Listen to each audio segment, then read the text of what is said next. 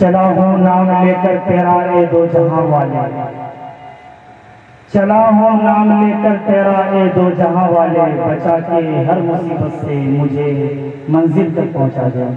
الحمدللہ رب العالمین والصلاة والسلام على رسوله الكريم، اما بعد فاعوذ باللہ من الشیطان الرجیم، بسم اللہ الرحمن الرحیم، والعصر إن الإنسان لفي خسر إلا الذين آمنوا وعملوا الصالحات وتواصوا بالحق وتواصوا بالصبر، صدق الله العظيم۔ میرے محترم بزرگوں، دوستوں، اسٹیج پر جلوہ فروز علماء کرام، سب سے پہلے جس مناسبت سے اس مجلس کا انعقاد ہوا ہے، جس وجہ سے یہ محفل سجائی گئی ہے، حقیقت میں اس گاؤں کے، اس بستی کے لوگ قابل مبارکباد ہیں کہ آبادی کے اعتبار سے یہ بستی بہت تھوڑی ہے، لیکن انہوں نے اپنے گاؤں میں اللہ کے گھر کی تعمیر کی ہے، جو اس گاؤں کی شاید کی حیثیت کے حساب سے کہیں زیادہ ہے۔ یہ اس لیے یہ گاؤں قابل مبارکباد ہے۔ لیکن دوسرا رخ اس محفل کا یہ ہے کہ شاید کہ پورے گاؤں کے لوگ جتنے رہنے چاہیے اس پنڈال میں نہیں ہیں۔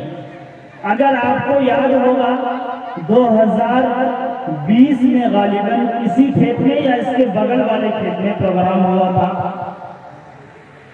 اس میں اس سے بڑا پنڈال تھا اور اچھے خاصے لوگ تھے، تو ہونا یہ چاہیے تھا کہ مناسبت چاہے جو بھی ہو، اگر میری آواز ابھی تک جو لوگ گھروں میں ہیں وہاں تک پہنچ رہی ہے تو براہ کرم یہاں جلسہ گاہ میں تشریف لے آئیں۔ ہمارے ناظرین صاحب بار بار اس اعلان کو دہرا رہے ہیں۔ خیر، میرے محترم بزرگوں، دوستوں، زیادہ وقت نہ لے کر 2-3 باتیں عرض کروں گا، کیونکہ ہمارے یہاں علماء کرام دور دراز سے تشریف فرما ہیں جن کو ہمیں سننا ہے۔ پہلے یہ سمجھتے ہیں کہ مسجد کہاں کسے جاتا ہے؟ جو مسجد بنائی جاتی ہے یا جہاں بھی بنیاد رکھی جاتی ہے، مسجد کہاں کسے جاتا ہے؟ مسجد عربی لغت کے حساب سے یہ ظرف کا صیغہ ہے، اس کے معنی ہوتے ہیں سجدہ کرنے کی جگہ، یا یوں کہہ لیجئے عبادت کرنے کی جگہ۔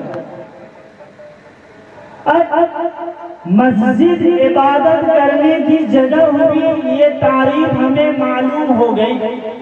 اب عبادات کہتے کسے ہیں، اس کی تعریف کیا ہے؟ عبادات کہتے ہیں احکام الہی کو محمد عربی صلی اللہ علیہ وسلم کے طریقے پر ادا کرنا، اس کو عبادات کہتے ہیں۔ اللہ تعالیٰ نے انسان کی تخلیق کی ہے اور انسان کو دنیا میں بھیجا ہے، جس طرح ہم دنیا میں آ کر کوئی بھی چیز بغیر مقصد کے نہیں بناتے۔ چھوٹی سی چھوٹی چیز ہمیں اگر بنانی ہو تو جب تک اس کے پیچھے کوئی مقصد کارآمد نہیں ہے ہم اس کو نہیں بنائیں۔ ٹھیک اسی طرح رب العالمین احکم الحاکمین خالق دو جہاں نے جب انسان کی تخلیق کی قرآن نے کہا افحسبتم انما خلقناکم عبثا، کیا تم یہ گمان کرتے ہو کہ تم دنیا میں یوں ہی پیدا کیے گئے ہو؟ ایسا نہیں ہے، تم دنیا میں خاص مقصد کے لیے پیدا کیے گئے ہو، اور مقصد یہ ہے وما خلقت الجن والانس الا ليعبدون۔ یہ آیت ظاہر کر دیا کہ تم اس لیے دنیا میں آئے ہو کہ تم اللہ کی عبادت کرو اور اللہ ہی کو اپنا مالک حقیقی اور خالق حقیقی۔ میرے محترم بزرگوں دوستو، میں نے خطبے میں جو سورت تلاوت کی جس میں اللہ رب العزت نے زمانے کی قسم کھا کر یہ ارشاد فرمایا کہ قسم ہے زمانے کی، تمام کے تمام انسان گھاٹے میں ہیں الا۔ اہل علم جانتے ہیں کہ حرف استثناء الا کا کیا محتو اور کیا اہمیت ہے عربی زبان میں۔ اللہ نے کہا کہ تمام انسان گھاٹے میں ہیں مگر وہ لوگ جو نیک عمل کرتے ہیں۔ بس مختصر باتیں بتاؤں گا۔ نیک عمل کہا کسے جاتا ہے؟ میں نے ابھی شروع میں عبادات کی تعریف کی کہ عبادات کہتے ہی ہیں حکم الہی کو محمد عربی کے طریقے پر ادا کرنا۔ میرے محترم بزرگوں دوستو، اگر ہماری زندگی عبادات سے ہٹ کر گزر رہی ہے تو نہ ہم دنیا میں کامیاب ہیں اور نہ آخرت میں کامیاب ہیں۔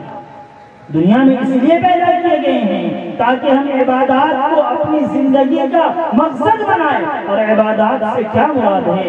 عبادات جہاں نماز ہے، روزہ ہے، زکوٰۃ ہے، حج ہے، اسی طرح عبادات سچ بولنا بھی، اسی طرح عبادات غیبت سے، جھوٹ سے، چغلی سے، غلط کرنے سے، کسی پر ظلم کرنے سے، کسی کو ستانے سے بچنا بھی عبادت ہے۔ کسی کی زمین ہڑپنے سے بچنا بھی عبادت ہے، سود سے، رشوت سے، غرض کے وہ تمام چیزیں جو اسلام کی تعلیم کے خلاف ہے، ان تمام چیزوں سے رک جانا اور ان سے بچ جانے کا نام عبادت ہے۔ ہمارے یہ جلسہ چونکہ اس کا ایک دوسرا رخ بھی ہے، جہاں یہ ہے کہ یہ اس لیے انعقاد ہوا ہے کہ بھائی مسجد کی ڈھلائی ہونی ہے، اس وجہ سے ایک محفل کا انعقاد کیا جائے تاکہ بعد لوگوں کے سامنے آئے کہ اب مسجد کو یہ ضرورت ہے۔ اس کا دوسرا رخ بھی ہے، اجلاس عام بھی لکھا ہے، یعنی دوسرے الفاظ میں کہوں تو جس نے جلسے کو منظم شکل میں تیار کیا ہے ان کی نیت یہ بھی ہے کہ اصلاح معاشرہ کی بات بھی ہو جائے۔ مختصراً علماء کرام سے آپ بارہا سنتے رہتے ہیں، اکثر جلسوں میں یہ باتیں ہوتی ہے کہ آج جو مسلمانوں پر حالات ہیں، آج دنیا کی طرف جب ہم دیکھتے ہیں اور جب حالات پر نگاہ دوڑاتے ہیں، سب سے پہلے جو باتیں سمجھ آتی ہے وہ یہ آتی ہے کہ ہم محمد عربی صلی اللہ علیہ وسلم کے دین سے ہم نے دوری اختیار کیا۔ کس مرحلے میں ہم نے اپنے آپ کو کامیاب پایا ہے؟ نہ دنیا میں کامیاب ہیں اور نہ دین کے معاملے میں کامیاب ہیں۔ اگر ہم اپنے معاشرے کا جائزہ لیں تو یقین مانیے ہمارے قوم کا نوجوان بہت کم ایسے ملیں گے جو دنیاوی اعتبار سے بہت اچھے پد پر ہوں، یا بہت اچھی تیاری کر رہے ہوں، یا بہت اچھی پڑھائی کر رہے ہیں۔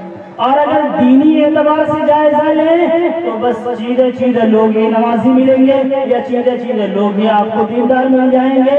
غرض کے کہنے کا مطلب یہ ہے کہ جو ہمارا دنیا میں آنے کا مقصد تھا ہم نے اس مقصد کو بھلا دیا ہے اور اپنی مرضی پر زندگی ہم نے گزارنی شروع کر دی ہے، جس کی وجہ سے آج کل ایسے حالات اور ایسی باتیں ہمارے سامنے آتی ہیں۔ اور اسلام کے خلاف جب ہم جاتے ہیں تو ہمارے سامنے ہمارے معاشرے میں وہ خرافات اور وہ بدعات اور وہ رسومات پنپ لے رہی ہے جس کا اسلام سے دور دور تک بھی لینا دینا نہیں۔ میرے محترم بزرگوں دوستو، تو میں یہ عرض کر رہا تھا کہ مسجد اللہ کا گھر ہے، مسجد شعار اسلام میں سے ہے، مسجد علامت اسلام میں سے ہے، اور کوئی شخص دنیا میں اگر اللہ کا گھر بنائے گا، اللہ اس کے لیے جنت میں گھر بنائے گا۔ یہ کوئی چھوٹی موٹی بات نہیں ہے، یہ بہت بڑی بات ہے، اور یہ دل میں اتر جانے والی بات ہے کہ اللہ اگر ہمارے لیے جنت میں گھر بنائے، اگر آپ نے اخلاص نیت کے ساتھ، للہیت کے ساتھ ایک مسجد میں لگائی ہے، یقین مانیے کہ وہ آپ کے اکاؤنٹ میں وہ جمع ہو رہا ہے، اور اس وقت وہ کام آئے گا جب دنیا کے سارے دروازے بند ہو جائیں گے، جب انسان ایک ایک نیکی کے لیے ترس رہا ہوگا، اس وقت یہ چیزیں کام آنے والی ہے۔ اس لیے میرے محترم بزرگوں، دوستوں، جہاں ایک طرف مساجد اور مدارس کی ضرورت ہے، مساجد میں ہوتا کیا ہے؟ میں نے شروع میں عرض کیا کہ عبادات کے لیے ہے۔ آپ صلی اللہ علیہ وسلم کے زمانے میں جہاں ایک طرف مسجد میں نماز پڑھی جاتی تھی، دوسری طرف نماز کو سکھائی بھی جاتی تھی۔ جہاں ایک طرف تعلیم ہوتی تھی، وہیں دوسری طرف اللہ اور اس کے رسول کے بارے میں کیسے تبلیغ کرنا ہے وہ باتیں بتلائی جاتی تھی۔ غرض کے جتنے کام اور جتنے دینی امور تھے، تمام کے تمام مساجد سے انجام پاتے تھے، اور یہی مساجد کا کام ہے۔ اس لیے میرے محترم بزرگوں، دوستوں، اللہ نے آپ کو اگر موقع دیا ہے، حیثیت دیا ہے، مان دیا ہے، دولت سے نوازا ہے، یاد رکھیے جو مال جو دولت آپ کے پاس ہے، آپ اس کے نگہبان ہیں، مالک نہیں ہیں۔ اس لیے جتنا آپ خرچ کر سکتے ہیں کرنا چاہیے، اور میں نے یہ باتیں اس لیے کہی کہ آپ نگہبان ہیں۔